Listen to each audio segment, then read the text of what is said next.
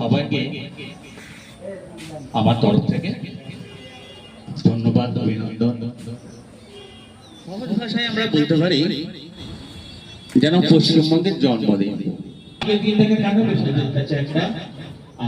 তোমরা যেন ভারতবর্ষকে 3 খণ্ডিত করা হয় 1905 সালে, দেখবে ব্যাপারটা কি, এই যে পশ্চিমবঙ্গ আজকে, তখন অবিভক্ত ভারত।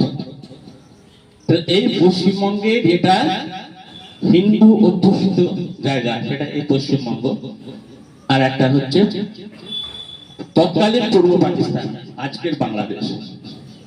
তো তখন পশ্চিমবাংলার যে আইনসভা, সেই আইনসভায় এই নিয়ে ভোটাভুটি হয় যে হিন্দু অধ্যুষিত এই পশ্চিমবাংলা হিন্দুস্তান বা ভারতবর্ষের সঙ্গে থাকবে, আর আজকে যেটা স্বাধীন বাংলাদেশ সেটা আলাদা থাকবে। ব্যবহারে অনেক মানুষ অনেক ভুল কাজ করে ফেলে ইন্টারনেটে।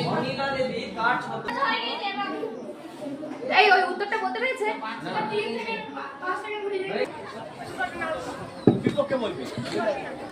আমি আজ মোবাইল ফোনে দুর্ঘটনা নিয়ে বলতে চাই।